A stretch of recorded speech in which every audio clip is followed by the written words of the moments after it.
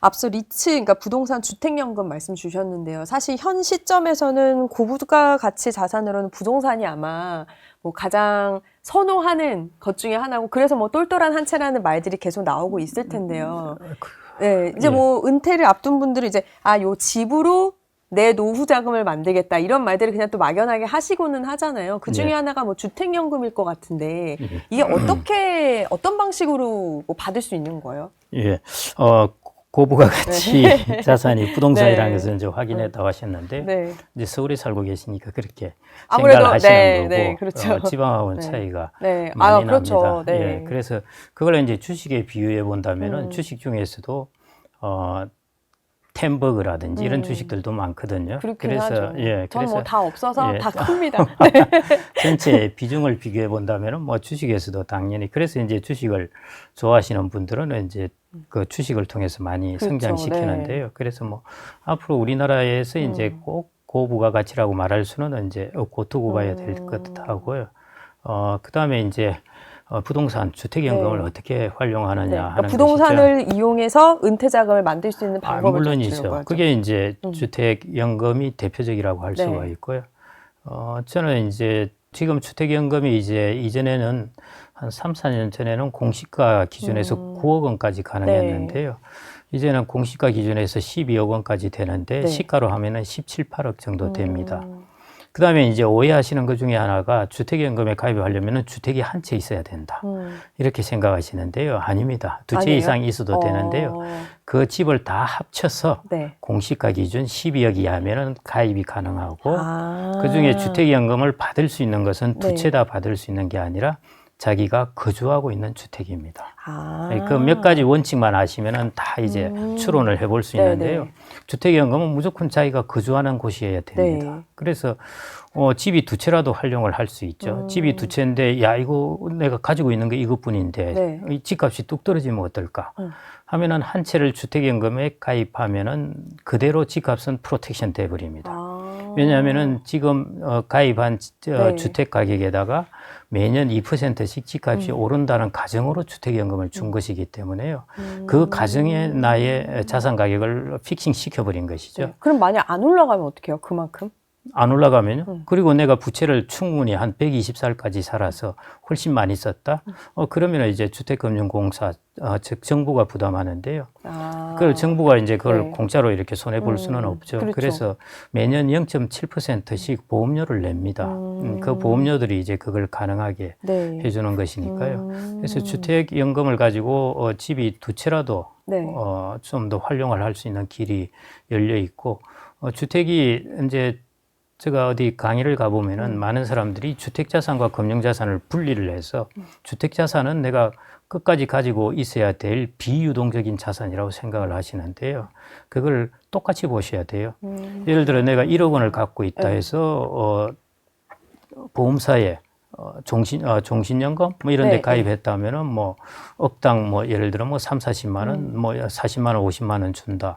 똑같아요. 주택도 가입을 하면은 억당, 네. 예를 들어 60세 기준이면 억당 대략 20만 원 정도 월 줍니다. 그러니까 5억 원을 가입하면은 한 100만 원이 나온다는 원이네요. 것이죠. 그다음에 70세부터 수령하면은 네. 억당 대략 30만 원이 나옵니다. 그렇게 대충 계산해 보시면 돼요. 대략적으로 계산할 수 예, 있겠네요. 예, 예. 네. 그게 그래서 자기 현 시가거든요. 네. 시가에 꼽혀버리면은 내가 받을 연금액이 이제 나오게 되는데요. 그렇게 본다면은 주택연금도 그냥 금융자산하고 똑같이 쓸 수가 있다는 것입니다. 그래서 이걸 통해서 이제 제가 말씀드리고 싶은 부분은, 여러분들의 노후 플랜을 짤 때 나는 주택은 제외 이러시지 말고요. 주택을 다 포함해서 노후 플랜을 짜시라는 겁니다. 그래서 여차하면은 네. 내가 주택연금을 활용하면은 네. 노후에 내가 70세부터 무슨 일이 생겼다. 네. 이럴 때 그러면은 주택을 들고 오면 됩니다. 일종의 저는 그래서 큰 스페어 타이어라고 생각을 하는데요. 그렇네요. 예, 예. 그래서 내가 생애 자산 관리를 해놓고 네. 70세 이후에 혹은 60대도 마찬가지인데, 당연히 무슨 일이 생길 수도 있죠. 부모님이 크게 아프시다든지 부모님이 간병을 받으시는 것 때문에 내가 월 한 2, 300을 지원을 해드려야 된다든지 이런 일이 충분히 발생할 수 있는데요. 그러면 내 은퇴 플랜이 있다 얼그러지게 됩니다. 네. 그렇게 되면은 그때 이제 주택연금을 딱 들고 와서 스페어 타이어를 탁 끼시면은 굴러갈 수 있다는 것이죠. 그래서 전체 설계에서 네. 주택 부분도 네.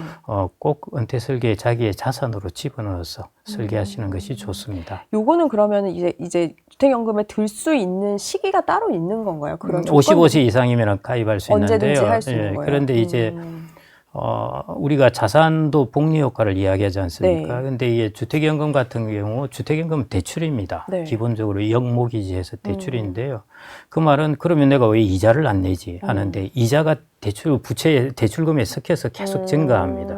그러니까 내가 예를 들어 지금 이제 연금을 다 받은 것이 1,000만 원인데 네. 이자가 예를 들어 이게 50만 원이 나온다 하면은 다음에는 1,050만 원에 대해서 이자가 붙는 겁니다. 그러니까 부채 복리 효과가 일어나는 것이죠. 그렇네요. 네, 그래서 시간이 지나가면은 이게 이제 막 뒤에 가서 크게 증가하는 것이거든요. 그래서 일찍 가입하는 네. 것보다는 이제 조금 늦게 가입하는 것이 좋고요. 그리고 네. 이게 종신이기 때문에 네.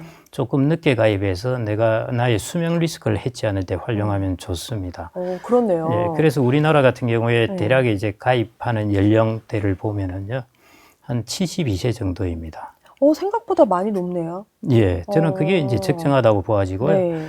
이제 많은 분들이 처음부터 이제 어려워서 주택연금을 가입하시는 분들도 있는데 상당수는 이제 다른 자금을 활용하시다가 이제 뒤에 가서 주택연금을 가입하십니다. 네. 이것저것 다 해보시고 일종의 스페어 타이어가 되는 것이죠. 근데 되게 든든한 스페어 타이어인데요. 이렇게 생각을 그렇죠. 하니까 맞습니다. 또 그렇죠. 예, 맞습니다.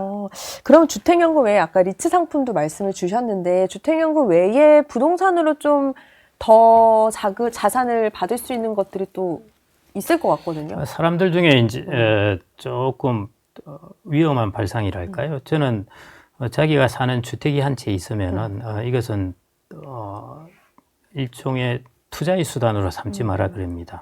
투자의 수단이라는 것은 내가 가격을 전망해서 이걸 네. 뭔가 의사결정을 내리겠다는 것이에요. 앞으로 가격이 오를 것 같으니까 가격이 내릴 것 같으니까 지금 팔아버리고 전세로 들어가지. 이런 요즘 그래서 영끌하고 뭐 그러긴 예, 하죠. 예. 네. 그래서 이런 절대 하지 말라는 것이고요. 특히 이제 노후에는 네. 자기의 집이 하나 있는 것이 정말 중요합니다. 왜냐하면 나중에 여차해서 월세가 올라가 버리면은 네. 내가 받은 소득에서 상당 부분이 월세로 나가서 어려워지게 됩니다. 그렇죠, 사실. 예, 예. 네. 그래서 주택에 있으면서 그걸 가지고 주택연금을 받는 것이 낫고요. 제가 네. 왜 이런 걸 말씀드리냐면은 이제 내가 집을 팔고 네. 이 집으로 자산 운용을 하면서 내가 월세에 들어가지, 전세에 들어가지 하는 부분인데요. 그건 정말 위험하다. 예, 자기의 거주지를 두고 자산 가격에 전망을 하는 네. 것입니다. 예, 그래서 자기의 목숨을 두고도 베팅을 하지 말아야 되고요. 네. 자기의 거주지를 두고도 베팅을 하지 않는 것이 좋습니다. 그럼 앞서 말씀 주셨던 그 리츠 상품 있었잖아요. 예. 그런 것들은 어떤 건지 좀 설명을 더 해주실 수 있으세요? 리츠는 이제 이전부터 리츠들은 아주 이전은 아닌데요. 사물 리츠라고 그것은 네. 이제 기관 투자자들이 하는 거였습니다. 그게 이제 대부분 시장을 차지하고 있었는데 이제 개인들도 이런 부분이 필요하다고 해서 공모 리츠, 네. 그러니까 개인들도 살 수 있는 리츠가 나오고 이걸 이제 퇴직연금 DC나 IRP도 넣을 수 있게 해놨습니다. 네. 그러면서 이제 공모 리츠 시장이 좀 커지게 되었는데요. 리츠라는 것은 결국 이제 여러분들의 꿈 중에 하나가 건물주가 되는 것인데 이제 건물주가 되는 것입니다. 네. 그런데 지분율 60% 이런 건물주가 되시는 것이 아니라 나의 지분율은 0.001% 뭐 이런 정도의 건물주인데 네. 뭐 주식도 소액주주도 주주이지 않습니까? 그렇죠. 예, 네. 리츠도 주식입니다. 주식인데 부동산에 투자하는 회사라고 네. 보시면 돼요. 아. 그러면 뭘 배당으로 주느냐? 네. 부동산에서 나오는 임대료. 임대료. 그다음에 부동산을 처분했을 때 생기는 처분이익. 네. 이것을 임대료로 주는 회사라고 보시면 돼요. 그런데 이제 기업 같은 경우에는 배당 성향이나 배당금을 결정하는 것이 이제 이사회에서 결정을 해서 네. 하여튼 어떻게 변할 수가 있지 않습니까? 그렇죠. 그런데 그 리츠 같은 경우에는 법으로 90% 이상을 주게 되어 있습니다. 그래서 배당금이 상대적으로 안정적이다 네. 하는 것이고요. 그다음에 배당을 주는 원천이 부동산이고 네. 부동산의 임대 수익이라는 것인데요. 다만 이제 주의하셔야 될 것 중에 하나가 여러분들이 지금 만일 배당 주식을 1,000만 원어치 산다 하면은 그냥 1,000만 원입니다. 네. 돈을 차입한 것이 아니죠. 네. 그런데 똑같이 리츠를 1,000만 원 샀다고 그러면은 차입하지 않고 샀습니다.